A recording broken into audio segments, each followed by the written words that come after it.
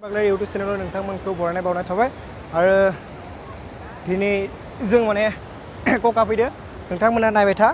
आरो कार्बि आलं डिस्ट्रिक्टआव जायो बे वेस्ट कार्बि आलं दं आरो इजा जाबाय इंसि हिल स' नोंथांमोना नायबाय था इंसि हिलनि बेखौ होनो माबा मोनसे होनोमोन दा कका पानिमुर माने पानिमुर पिकनिक प्लेस माने आरो बे जाबाय जों थानाया जाबाय कका नोंथांमोना नायबाय था आरो भिडिअखौ मोजां मोनबा लाइक शेयार कमेन्ट साबस्क्राइब खालाम आरो आं बैयाव थांनि नोंथांमोना नायबाय था दैया बिराद थान्दाथार माने बहुत थान्दा दैया तो नोंथांमोना नायबाय था दैया बिराद थान्दा बेनो जाबाय कका माने वाटारफल आरो बैजा जाबाय अन्थाइ बिजा माने थांना इमान हानाय नङागोन तो नोंथांमोनखौ बेनिफ्रायनो देखायनो नाजागोन मोजांनो जाखिनि देखायनो हागोन बेखौ देखायगोन माने नोंथांमोना नायबाय था बिराद गुसुथार दैयाबो बेनो जाबाय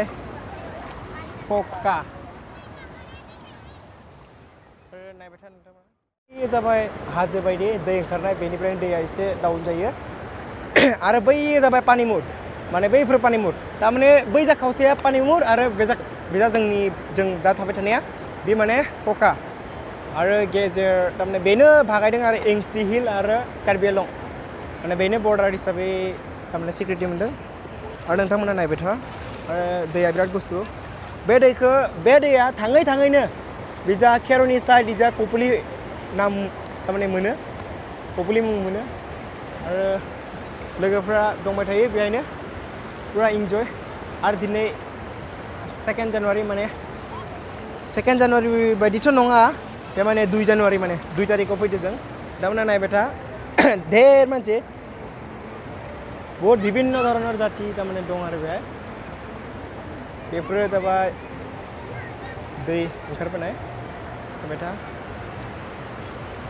केमेरानि क्वालिटिखौ इमान मोजां जानाय नङागोन मानो होनब्ला मबाइलजोंसो खेबदों होमबा